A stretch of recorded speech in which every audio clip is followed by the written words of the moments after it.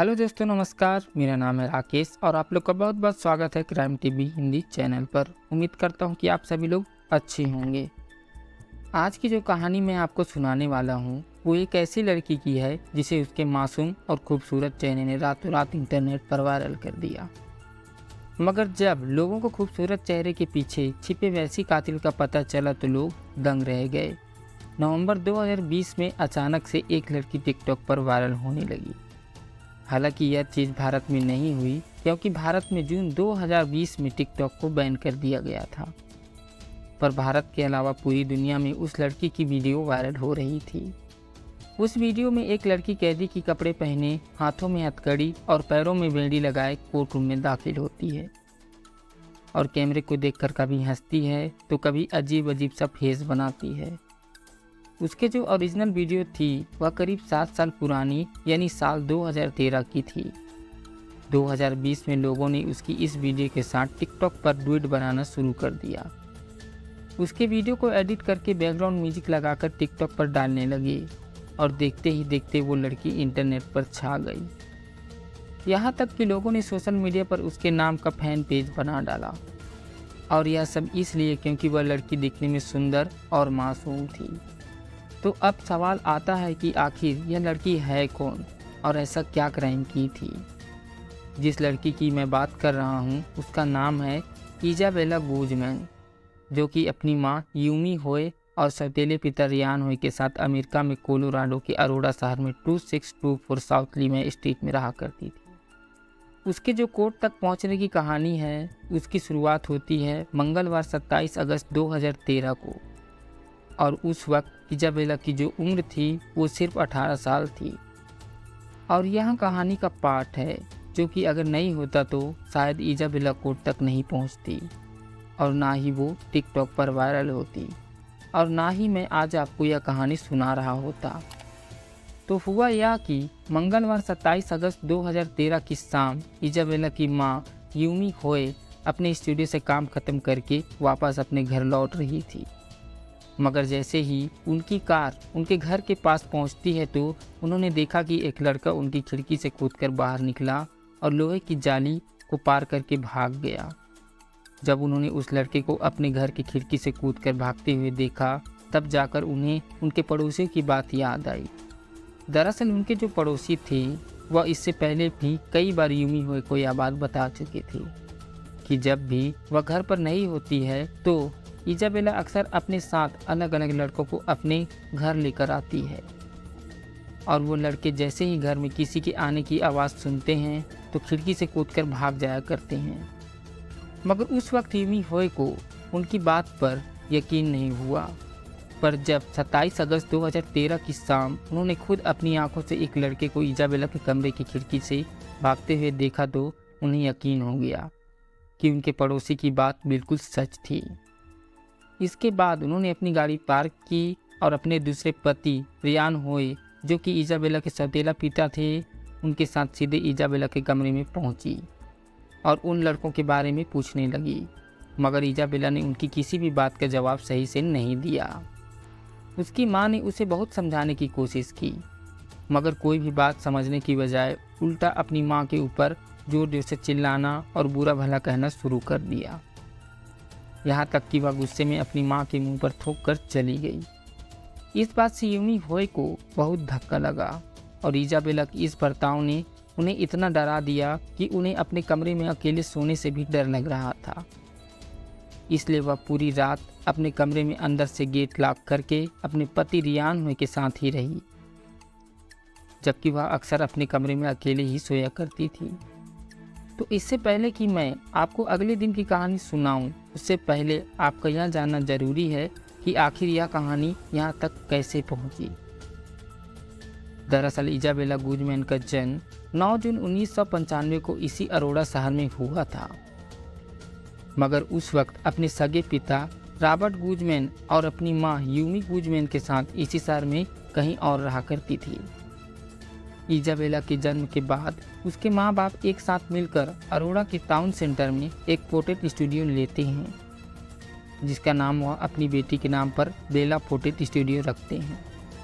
क्योंकि वह दोनों ही अपनी बेटी इजाबेला से बहुत प्यार करते थे और इजाबेला भी अपने माँ बाप से बहुत प्यार करती थी, खासकर अपने पिता रॉबर्ट गुजमैन से। तो पूरा परिवार राजी खुशी अपने दिन काट रहा था। मगर फिर साल 1999 आते आते चीज़ें बिगड़ना शुरू हो गई और दोनों पति पत्नी के रिश्ते में कड़वाहट आने लगी। बात इतनी बढ़ गई कि दोनों ने एक दूसरे से तलाक लेने का फैसला कर लिया और फिर साल 1999 में ही रॉबर्ट गुजमैन और यूमी गुजमैन तलाक लेकर एक दूसरे से अलग हो गए। और उस वक्त इजाबेला की जो उम्र थी वो महज 4 साल थी। तलाक के बाद इजाबेला की कस्टडी उसकी माँ को ही मिली, इसलिए अब इजाबेला अपनी माँ के साथ ही उसी शहर में कहीं और रहने लगी। वह बचपन से ही थोड़ी जिद्दी और गुस्सैल थी, पर अपने माँ बाप के तलाक के बाद वह अब और ज़्यादा जिद्दी और चिड़चिड़ी सी हो गई थी। मगर इजाबेला का गुस्सा नफरत में तब बदल गया जब तलाक के करीब 1 साल बाद यानी साल 2000 में उसकी माँ ने एक दूसरे शख्स रियान के साथ शादी कर ली, जो कि अब इजाबेला का सौतेला पिता था। इजाबेला इस बात से बहुत गुस्सा थी कि अब उसके पिता की जगह किसी और ने ले ली, और वह ऐसा बिल्कुल भी नहीं चाहती थी, क्योंकि वह अपने सगे पिता रॉबर्ट से बहुत प्यार करती थी। और यहीं से चीज़ बद से बदतर होनी शुरू होती है, क्योंकि वक्त के साथ जैसे जैसे इजाबेला बड़ी हो रही थी उसका गुस्सा भी दिन पर दिन बढ़ता ही जा रहा था। वह अपनी माँ से महंगे महंगे कपड़ों और खिलौनों की डिमांड करती, और जब उसकी डिमांड पूरी नहीं होती तो इस बात पर अपनी माँ से लड़ती झगड़ती। यूमी होए पूरी कोशिश करती कि वह इजाबेला की डिमांड पूरी करे, जिसके लिए वह अपने स्टूडियो के अलावा और भी दूसरे पार्ट टाइम जॉब करने लगी। फिर भी कई डिमांड को पूरा नहीं कर पाती थी। जब इजाबेला सिर्फ 7 साल की थी तो उसके गुस्सैल बर्ताव ने उसकी माँ को इतना परेशान कर दिया कि अब उसे संभालना भी मुश्किल हो गया। इसलिए उन्होंने इजाबेला को उसके सगे पिता रॉबर्ट के पास भेज दिया। पर कुछ दिनों बाद ही वह वापस अपनी माँ के पास आ गई, हालांकि बावजूद उसके बर्ताव में कोई सुधार नहीं आया। इसके बाद जब इजाबेला 14 साल की हुई तो उसने अपना धर्म भी छोड़ दिया। दरअसल इजाबेला, उसके माता पिता और सौतेले पिता ये सभी जीवोहा फिटनेस थे, जो कि ईसाई धर्म की ही एक शाखा है। पर इस धर्म को मनाने वाले लोग ना तो क्रिसमस मानते हैं, ना ईस्टर, ना ही कोई दूसरे छुट्टियाँ। यहाँ तक कि ये लोग अपना बर्थडे सेलिब्रेट नहीं करते। और शायद इन्हीं सब पाबंदियों की वजह से इजाबेला ने अपने धर्म को भी छोड़ दिया। वो पूरे आज़ाद ख्यालों वाली लड़की बन गई थी, ना तो अपने माँ बाप का कहना मानती, ना ढंग से स्कूल जाती, बस पूरा दिन अपने दोस्तों के साथ घूमती फिरती। कई बार तो वह 3-4 दिन तक घर और स्कूल से गायब रहती, और जब उसकी माँ उसे समझाती तो उनसे लड़ने लगती। स्कूल में भी एक एवरेज स्टूडेंट थी, बस किसी तरह पास हो जाया करती थी। मगर जब 12वीं क्लास में थी तो उसकी अटेंडेंस उस साल इतनी कम थी कि उसे हाई स्कूल से फाइनल एग्ज़ाम से सिर्फ 1 हफ्ते पहले ही स्कूल से निकाल दिया गया। और इस चीज़ से उसकी माँ को बहुत धक्का लगा, जिसके बाद मैं उसे खूब समझाया गया और उसे कोई फ़र्क नहीं पड़ा। जब 27 अगस्त 2013 की शाम उसे समझाने पर उसने वो काम किया जो आज से पहले कभी नहीं किया था, और वो था अपनी ही माँ के मुंह पर थूकना। जिसके बाद यूमी होए ने पूरी रात डर की साए में गुजारी। किसी तरह 27 अगस्त 2013 की रात बीत गई और अगले दिन आ गया। अगले दिन यानी बुधवार 28 अगस्त 2013 को सुबह सुबह जब यूमी होए अपना मोबाइल चेक करती है तो देखती है कि इजाबेला ने पिछली रात उन्हें एक मेल किया था। पर जब उस मेल को ओपन करती है तो उनके होश उड़ जाते हैं, क्योंकि उस मेल में सिर्फ 3 शब्द लिखे हुए थे, यू विल पे, जिसमें कि इजाबेला के कहने का मतलब था कि तुमने मेरे साथ जो कुछ भी किया है उसके लिए तुम्हें भुगतना होगा। इस मेल को देखने के बाद अब यूमी होए और भी डर जाती है। फिर वह यह मेल अपने पति रियान को भी दिखाती है, और अब उन्हें यह समझ नहीं आ रहा था कि वह करें क्या। आखिरकार यूमी होए पुलिस को बुलाने का फैसला करती है और 28 अगस्त 2013 की दोपहर में पुलिस को कॉल कर देती है। इसके थोड़ी देर बाद ही पुलिस घर पहुंच जाती है। पुलिस के पहुंचने के बाद उन्हें सारा मामला और उस मेल के बारे में बताया जाता है जो कि इजाबेला ने भेजा था। पर क्योंकि ये घरेलू मामला था, इसलिए पुलिस पहले तो इजाबेला को समझाती है और फिर बाद में यह वार्निंग भी देती है कि अगर अब उसने दोबारा ऐसा बर्ताव किया तो उसकी माँ उसे घर से बाहर निकाल देगी, क्योंकि अमेरिका के कानून के हिसाब से कोई भी माँ बाप 18 साल के बाद अपने बच्चों को घर से निकाल सकते हैं। और इजाबेला 2 महीने पहले ही जून 2013 में 18 साल की हुई थी। तो इजाबेला को वार्निंग देने के बाद पुलिस वहाँ से चली जाती है। उसके बाद इजाबेला भी अपने बेडरूम में चली जाती है और यूमी होए अपने काम पर जाने के लिए टाउन सेंटर की तरफ निकल जाती है। पर यूमी होए के मन में अभी भी एक डर सा सता रहा था, इसलिए जब वह अपने स्टूडियो पहुंची तो उन्होंने सारी बात अपने पहले पति यानी रॉबर्ट गुजमैन को भी बताई। और क्योंकि वह अपनी बेटी से बहुत प्यार करते थे और इजाबेला भी उनसे उतना ही प्यार करती थी, इसलिए यूमी होए और रॉबर्ट से कहती है कि वह उसके घर जाकर इजाबेला से बात करें और उसे समझाएं। अच्छा, मैं आपको यह बताना भूल गया था कि यूमी होए और रॉबर्ट गुजमैन का तलाक तो हो गया था, पर वह अभी भी एक साथ बेला पोर्ट्रेट में ही काम किया करते थे। तो पूरी बात सुनने के बाद रॉबर्ट गुजमैन उसी दिन यानी 28 अगस्त 2013 की शाम इजाबेला को मिलने उसके घर पहुंचते हैं।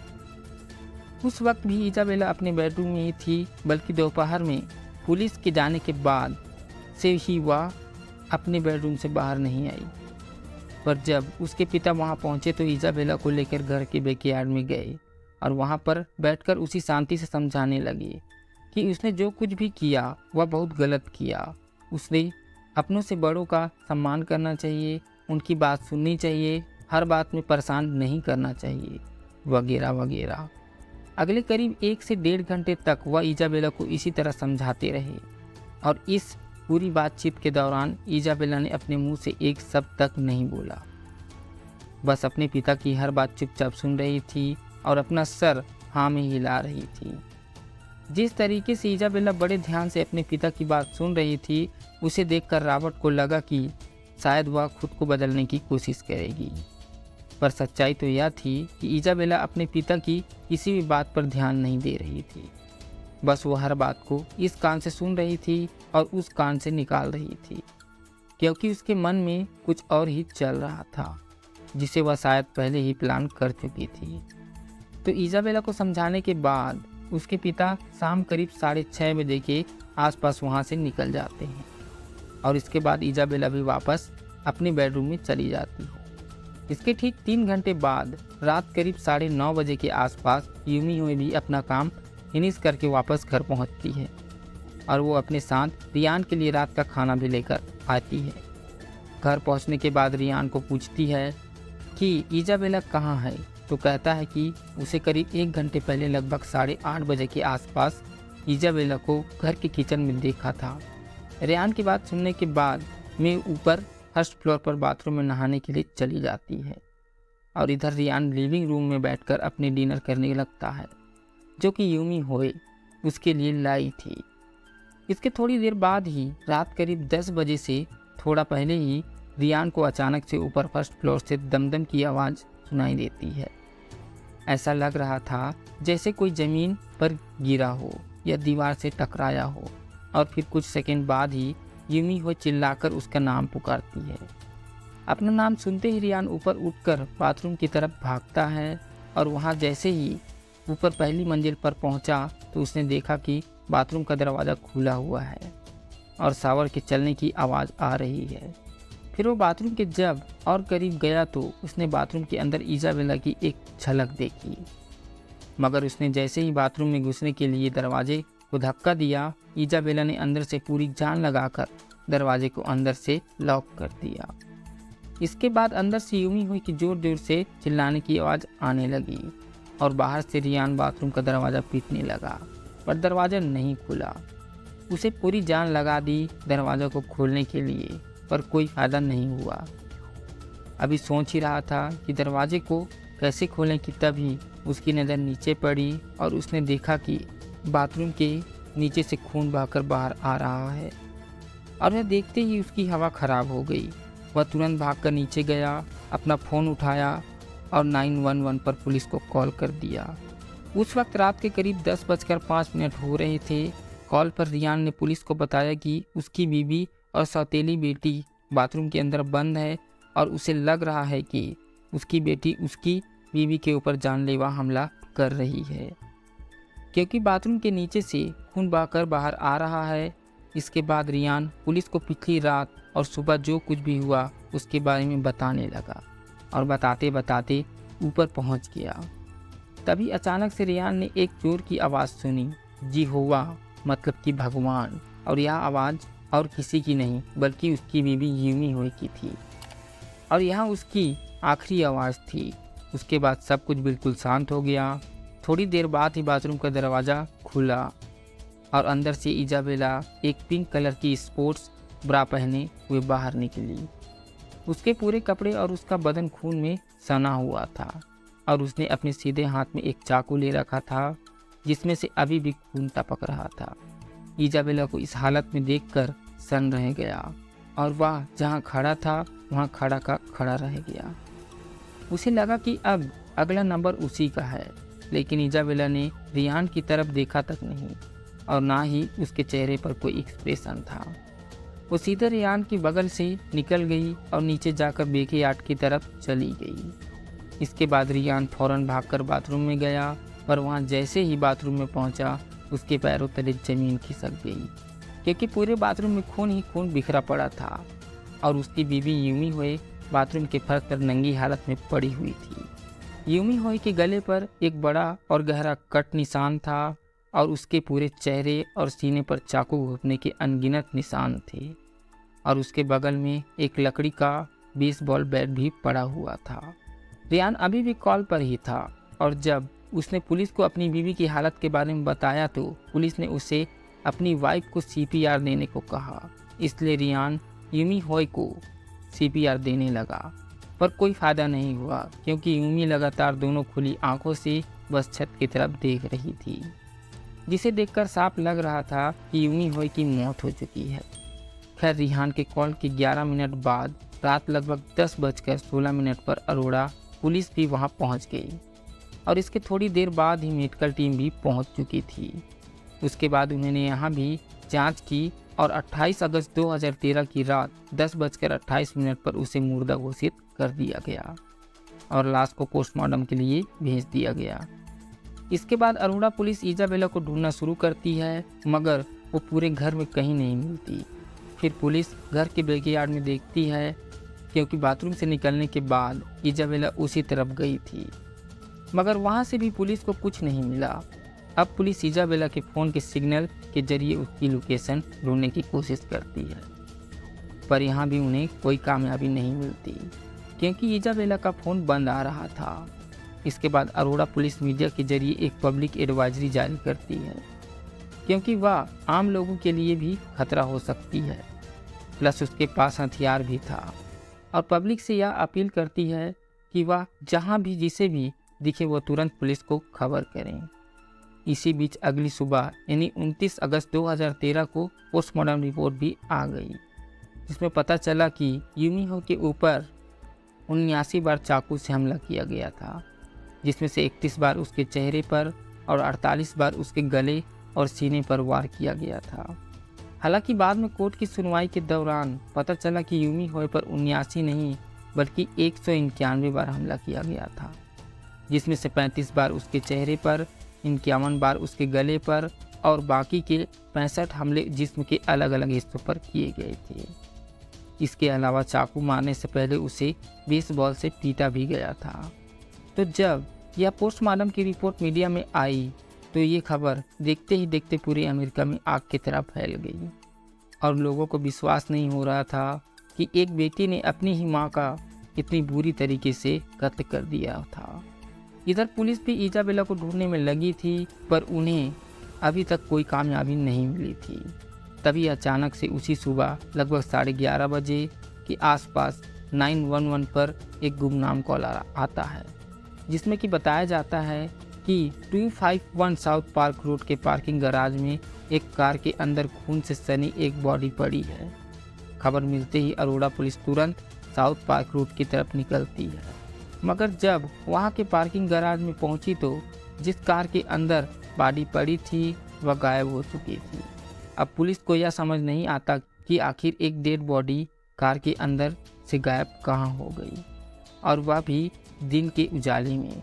लेकिन जब पुलिस ने उस कार की तलाशी ली तो पुलिस को कार से कुछ ऐसी चीज़ें मिली जो कि इजाबेला और एमियो की मर्डर से लिंक हो रही थी। इसलिए पुलिस ने सादी वर्दी में कुछ पुलिस वालों को उस पूरे एरिया में तैनात कर दिया। करीब 2 घंटे बीत गए मगर पुलिस को कुछ नहीं मिला।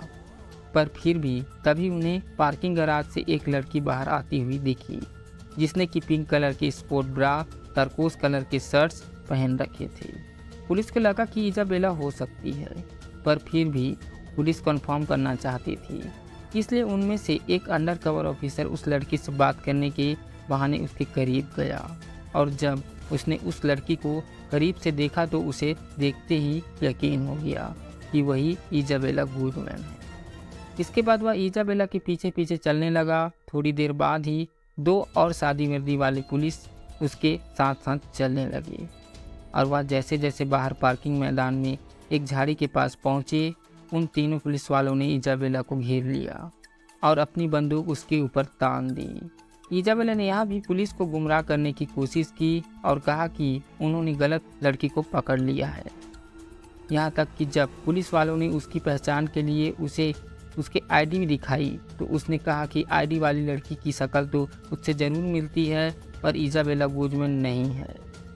बल्कि उसने कहा कि उसका नाम समंता गुंजालिस है और वह सिनसिनाटी ओहायो में रहती है। पर उसके कपड़े और कपड़ों पर लगे खून से ये साफ साफ इशारा कर रहे थे कि वो ही इजाबेला गुडमैन है। इसलिए पुलिस वालों उसकी किसी भी बात पर यकीन नहीं करते हैं, और आखिरकार मर्डर के लगभग 16 घंटे बाद 29 अगस्त 2013 की दोपहर 2 बजे पुलिस इजाबेला को उसके घर से 1.5 किलोमीटर दूर पर एक पार्किंग गैराज से गिरफ्तार कर लेती है। पर अब भी एक सवाल बाकी था कि आखिर कार में जो डेड बॉडी थी वह किसकी थी और वह गायब कहाँ हो गई। तो इसका जवाब यह है कि जो लाश उस कार में पड़ी थी वह कोई लाश नहीं बल्कि खुद इजाबेला गुडमैन थी। दरअसल हुआ ये कि पिछली रात अपनी मां का कत्ल करने के बाद इजाबेला ने घर से कार उठाई और अपने घर से करीब 1.5 किलोमीटर दूर जाकर 25 साउथ पार्क रोड के पास बने पार्किंग गैराज में लगा दी, और उसके बाद उसी कार की पिछली सीट पर जाकर सो गई। और क्योंकि उसके पूरे बदन और कपड़ों पर खून लगा था, इसलिए अगली सुबह जब लोगों ने इजाबेला को कार में सोते हुए देखा तो उन्हें लगा कि कार में कोई लाश पड़ी है, जिसके बाद उन्होंने 911 पर कॉल कर दिया और पुलिस वहां पहुंच गई। मगर तब तक इजाबेला कार से उठकर पार्किंग गैराज के अंदर चली गई थी, और जब बाहर आई तो उसे गिरफ्तार कर लिया गया। खैर, इजाबेला गुडमैन को गिरफ्तार करने के बाद पुलिस ने उसके ऊपर फर्स्ट डिग्री मर्डर के चार्जेस लगाए और फिर उसे जुडिशल कस्टडी पर अरोड़ा सिटी जेल में भेज दिया गया। इसके करीब 1 हफ्ते बाद 5 सितंबर 2013 की सुबह इजाबेला को कोलोराडो के कोक काउंटी कोर्ट में पेश होना था, जहां उसके ऊपर कोर्ट की तरफ से चार्जेस लगाए जाते। मगर उस दिन उसने सुबह कोर्ट जाने से मना कर दिया और वह अपने लॉकअप से बाहर आ ही नहीं रही थी, जिसकी वजह से हुआ ये कि कोर्ट की सुनवाई दोपहर तक के लिए टालनी पड़ी। पर बाद में किसी तरह ज़बरदस्ती खींचकर उसे उसके लॉकअप से बाहर निकाला गया, फिर कोर्ट में पेश किया गया। उस दिन वह सुबह से ही नॉर्मल इंसान की तरह बर्ताव नहीं कर रही थी। पहले तो उसने कोर्ट में आने से मना किया, जिसकी वजह से उसे ज़बरदस्ती लाना पड़ा, और जब कोर्ट में पहुंची तो मीडिया के कैमरे को देखकर कभी मुस्कुरा रही थी तो कभी अजीब अजीब से चेहरे बना रही थी। काउंटी कोर्ट के जज ने इजाबेला गुडमैन के ऊपर मर्डर और वायलेंस के चार्जेस लगाए, और साथ ही जब तक उसका ट्रायल पूरा नहीं हो जाता तब तक कोई बेल नहीं ले सकती थी। इसके बाद करीब 9 महीने बीत गए और जून 2014 में इजाबेला गुडमैन का ट्रायल शुरू हुआ। और क्योंकि जब उसने अपनी मां का मर्डर किया तब वह 18 साल की एक एडल्ट थी, और जिस बेरहमी से उसने अपनी मां के ऊपर 191 बार चाकू से हमला किया, उसे देखकर यह पक्का था कि इजाबेला को मैक्सिमम सज़ा यानी डेथ पेनल्टी ही मिलेगी। मगर कोर्ट में जैसे ही सुनवाई शुरू हुई, इजाबेला के वकील ने जज के सामने डॉक्टर रिचर्ड पॉन्ड्स की एक रिपोर्ट पेश की, जिसमें साफ साफ लिखा था कि इजाबेला की दिमागी हालत ठीक नहीं है और वह पैरानोड नाम की दिमागी बीमारी से जूझ रही है। बाद में डॉक्टर रिचर्ड पॉन्स ने अपनी गवाही में भी इजाबेला की दिमागी बीमारी को सही ठहराया। इसके अलावा उन्होंने कोर्ट में यह भी बताया कि जिस वक्त इजाबेला अपनी मां का कत्ल कर रही थी उसे पता ही नहीं था कि वह अपनी मां को मार रही है, बल्कि उसे लगा कि वो एक सिसिलिया नाम की औरत को मार रही है और ऐसा करने के लिए उसे सपने आते थे और वो अगर ऐसा नहीं करती तो उसके हिसाब से पूरी दुनिया तबाह हो जाती। कोर्ट के जज ने सारी रिपोर्ट्स और दलीलें देखने और सुनने के बाद अपना फैसला सुनाया और उस फैसले में उन्होंने इजाबेला की दिमागी हालत ठीक ना होने की वजह से और उसके इलाज के लिए उसे कोलोराडो के मेंटल हेल्थ इंस्टीट्यूट में भेज दिया गया और कहा गया कि जब तक इजाबेला अपने और समाज के लिए खतरा नहीं रह जाती तब तक वहीं रहेगी। अब इसमें चाहे 1 साल लगे, 2 साल लगे या फिर पूरी जिंदगी। तो कोर्ट के आर्डर के बाद इजाबेला को कोलोराडो के मेंटल हेल्थ इंस्टीट्यूट में भेज दिया गया और अगले करीब 6 साल तक, बल्कि 6 से भी ज़्यादा सालों तक इजाबेला उसी मेंटल हेल्थ इंस्टीट्यूट में ही रही और उसका इलाज चलता रहा। पर फिर नवंबर 2020 में जब इजाबेला 25 साल की थी तो उसने मीडिया को एक इंटरव्यू दिया जिसमें उसने एक नई चीज़ के बारे में बताया। उसने कहा कि घर में उसके साथ सभी लोग बहुत बुरा बर्ताव करते थे और जब उसने 14 साल की उम्र में अपना धर्म छोड़ा तब उसे और ज़्यादा टॉर्चर किया जाने लगा। हालांकि बाद में जब इस बात की इन्वेस्टिगेशन की गई तो ऐसा कोई सबूत नहीं मिला कि उसके साथ घर में बुरा बर्ताव किया जाता था। इसके अलावा उसने यह भी बताया कि जब उसने अपनी मां का खून किया तब अपने होश में नहीं थी, पर अब वो पूरी तरह से ठीक हो चुकी है और अब ना ही वह खुद के लिए और समाज के लिए कोई खतरा है, इसलिए उसे मेंटल हेल्थ इंस्टीट्यूट से रिहा कर दिया जाना चाहिए। ठीक उसी टाइम जब मीडिया में उसका यह इंटरव्यू आया, अचानक से टिकटॉक पर उसकी 7 साल पुरानी कोर्ट की वीडियो वायरल होने लगी और सोशल मीडिया पर खासकर टिकटॉक का तो आपको पता ही है कि लोग बिना सोचे समझे एक ट्रेंड को फॉलो करना शुरू कर देते हैं और यहाँ भी ठीक यही हुआ। लोगों ने यहाँ बिना सोचे समझे उसके सपोर्ट में आगे आने लगी, सिर्फ इसलिए क्योंकि वह दिखने में खूबसूरत और मासूम थी। लोगों ने तो यहाँ तक कहना शुरू कर दिया कि इजाबेला है जो अपनी माँ का कत्ल की है वह उसी लायक थी और ऐसी चीज़ें यह सोचने पर मजबूर कर देती है कि इंसानियत कहाँ से कहाँ जा रही है। हालांकि इस इंटरव्यू से इजाबेला को जरूर फायदा हुआ क्योंकि अगले ही साल जून 2021 में इजाबेला गुजमैन को कोलोराडो के मेंटल हेल्थ इंस्टीट्यूट से इस शर्त पर छुट्टी दे दी गई कि वह लगातार टाइम पर अपने डॉक्टर से थेरेपी लेती रहेगी। तो कुल मिलाकर इजाबेला ने जो कुछ भी किया वह चाहे गुस्से में किया हो या दिमागी प्रॉब्लम की वजह से, वो अलग बात है। पर अफसोस की बात यह है कि जिस तरह से बाद में लोगों ने बिना सोचे समझे, बिना पूरी कहानी जाने सिर्फ उसके चेहरे को देखकर उसके क्राइम को सही ठहराने की कोशिश की, वह बहुत गलत है। जबकि मैं मानता हूँ कि ऐसा बिल्कुल भी नहीं होना चाहिए। हमें किसी भी अपराधी को उसकी खूबसूरती, उसका रंग, उसकी अमीरी गरीबी देखकर, बल्कि उसने जो अपराध किया है उसे देखकर अपनी राय देनी चाहिए। तो ये थी पूरी कहानी। आपको मेरी जानकारी ज़रूर पसंद आई होगी। कहानी पसंद आई होगी तो कमेंट कर ज़रूर बताइएगा।